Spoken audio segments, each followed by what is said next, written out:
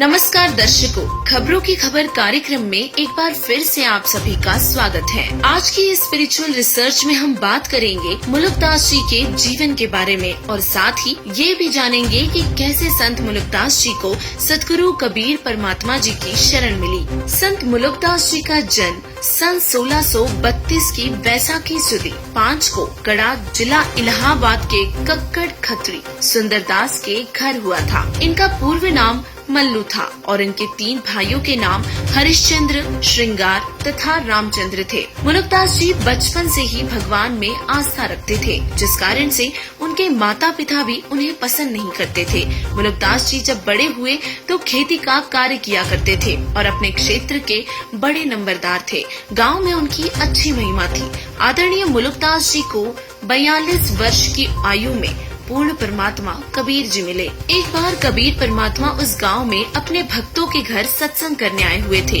जब परमात्मा अपने भक्तों के घर जाते हैं तो भगत परमात्मा की सत्कार में समर्पित हो जाते हैं। परमात्मा एक दिन किसी भगत के घर सत्संग करते हैं तो दूसरे दिन किसी और भगत के घर। ऐसे ही अन्य भक्तों के अंदर भी प्रेरणा हुई कि परमात्मा हमारे घर पर भी सत्संग करे। परमात्मा जिस दिन भगत के घर सत्संग करते थे वहीं पर भोजन भी करते थे और भगत कोशिश करता कि हम परमात्मा को अच्छे से अच्छा भोजन खिलाएं। परमात्मा के भोजन में देसी घी का हलवा बनता था, जिसकी महक आस पड़ोस के घरों में भी जाती थी। परमात्मा के इस अनमोल ज्ञान का विरोध शुरू से ही रहा है और इसी कारण से उस गांव के कुछ लोगों ने चौधरी मुलुकदास जी के पास शिकायत करी कि गांव में एक ठग आया हुआ है जो रोज गरीब लोगों के घर जाकर अच्छे अच्छे पकवान खाता है और रात्रि में सत्संग करता है, जिसमें गांव की बहन बेटियां भी जाती है। तो गांव में कुछ भी गड़बड़ न हो, इसीलिए आप देख लो। मुलुकदास जी परमात्मा की पुण्यात्मा थी। उन्होंने मन में विचार किया कि साधु संतों के साथ लड़ना नहीं चाहिए, प्यार से ही सारी बातें देखता हूँ कि वास्तविकता क्या है और फिर बाद में उनसे बात करूँगा। मुलुकदास जी ने गाँव के लोगों के द्वारा बताई गई बातों की तह तक जाने के लिए गाँव में कबीर परमेश्वर जी जिस भी भगत के घर सत्संग करते वहाँ देखने जाते थे। तो उन्होंने देखा कि परमात्मा के लिए रोज देसी घी का हलवा बनता है। यह देखकर मुलुकदास जी ने सोचा कि बात तो सचमुच सही है, यह रोज गरीब लोगों के घर देसी घी में हलवा खाता है। मुलुकदास जी ने 3 दिन तक कबीर परमात्मा पर नजर रखी और फिर उन्होंने सोचा कि अब इनसे बात करनी पड़ेगी, देखे तो सही आखिर है कौन। अगले दिन कबीर परमात्मा साधारण वेशभूषा में बैठे हुए थे और गले में एक माला डाल रखी थी, जैसे साधु संत डालते हैं। मुलुकदास जी कबीर परमात्मा के पास जाकर बोले, हे भक्त, आप यह क्या कर रहे हो? आज मुझे 3रा दिन हो गया है आप जी को देखते हुए। आप रोज अच्छी खीर हलवे खाते हो, काम करके क्यों नहीं खाते? अपनी मेहनत से कमा कर खाओ। परमात्मा कबीर साहिब जी ने कहा कि देखो चौधरी साहब, परमात्मा तो मुझे बिना काम किए हुए ही बैठे बैठे दे रहा है। खूब खीर हलवे खाता हूँ और परमात्मा के गुणगान गाता हूँ और जैसे मैं परमात्मा के गुणगान और महिमा का वर्णन करता हूँ, अगर वैसे ही सब लोग करने लग जाएं, तो परमात्मा सबको रोज खीर हलवा खाने को देगा और आप भी प्राप्त कर सकते हो। मुलुकदास जी यह बात सुनकर आश्चर्यचकित रह गए और उन्हें यह बात जची नहीं, क्योंकि आज तक हम वही घिसी पिटी दंत कथा सुनते आए हैं कि अगर काम नहीं करेंगे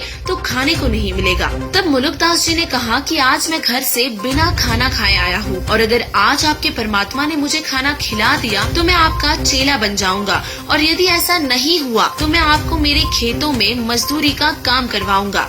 है मंजूर? तब परमेश्वर ने कहा कि हाँ, है मंजूर। यह बात बोलकर मुलुकदास जी अपने खेतों के विपरीत दिशा में दूर जंगल में जाकर एक वृक्ष के ऊपर बैठ गए। कुछ समय उपरांत वहाँ पर गांव के गडरिये भेड़ चराते हुए आए और उन्होंने उसी पेड़ की छाया देखकर वहाँ पर खीर बनाई। उसी दौरान जंगल में डाकुओं के घोड़ों की आवाज सुनकर वह लोग वहाँ से भाग गए। जब डाकू वहाँ पर आए तो उन्होंने देखा कि यहाँ पर किसी ने खीर बना रखी है। खीर खाने के उद्देश्य से डाकुओं ने उस खीर को उठाया।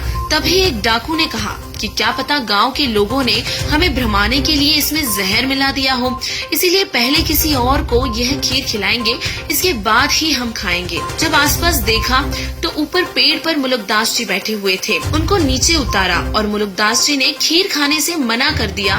तब उन्होंने बंदूक दिखाकर नीचे उतारा और जबरदस्ती मार मार कर वह खीर खिलाई। मुलुकदास जी ने मन ही मन परमात्मा कबीर जी से प्रार्थना की कि हे गुरुदेव, आज मेरी हमारी रक्षा करना, मैं आजीवन आपके चरणों में दास बनकर रहूंगा। जब उन्होंने मना करने का कारण पूछा तो मुलुकदास जी ने सारी बात बताई कि वह इस वजह से खीर नहीं खा रहे थे। मुलुकदास जी जंगल से सीधा कबीर परमेश्वर जी के पास आए और परमेश्वर कबीर जी को सर्व वार्ता बताई और कहा कि परमात्मा आज आपने जान बचा दी, नहीं तो वह मुझे मार डालते। आपका भगवान तो मार मार कर खीर खिलाता है।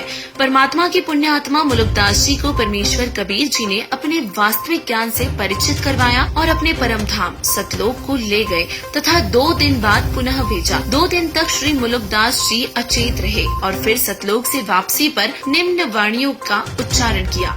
जपो रे मन सदगुरु नाम कबीर, एक समय गुरु बंसी बजाई, कालंदरी के तीर, सुर नर मुनि थक गए, रुक गया दरिया नीर, काशी तज गुरु मगहर आए, दोनों दीन के पीर, कोई गाड़े कोई अग्नि जरावे, ढूंढा न पाया शरीर, 4 दाग से सदगुरु न्यारा, अजरो अमर शरीर, दास मुलुक सुलुक कहत है, खोजो खसम कबीर। मुलुकदास जी ने कबीर परमात्मा को सदगुरु भी कहा है और कहा है कि 4 दाग से न्यारा अर्थात किसी तरह से नष्ट न होने वाला अजर अमर शरीर युक्त वह कबीर साहिब जी ही पूर्ण परमात्मा है। कबीर साहिब जी को अंत में खसम अर्थात स्वामी भी कहा है, जो साबित करता है कि मुलुकदास जी कबीर जी को ही अपना परम गुरु व परमात्मा मानते थे। और इस बात का भी संकेत है कि मुरारी कबीर जी को ही कहा गया है। मुलुकदास जी ने अपने अमृतवाणी में स्पष्ट कहा है कि वह पूर्ण परमात्मा कबीर साहिब जी ही है और वर्तमान में तत्वदर्शी संत रामपाल जी महाराज जी वही भक्ति विधि बता रहे हैं जो शास्त्रों में वर्णित है। संत रामपाल जी महाराज जी द्वारा बताई जा रही सद्भक्ति से हम कबीर परमेश्वर के पास अपने निज धाम सतलोक में वापस जा सकते हैं। अतः आप सभी से निवेदन है कि संत रामपाल जी महाराज जी को आम इंसान न समझे, बल्कि उनके तत्व ज्ञान से यह निर्णय करे कि वास्तविक में संत रामपाल जी महाराज जी वही सद्भक्ति बता रहे हैं जो शास्त्रों में वर्णित है। तो आप भी देर न करते हुए संत रामपाल जी महाराज जी से नाम दीक्षा लेकर अपना व अपने परिवार का कल्याण करवाएं।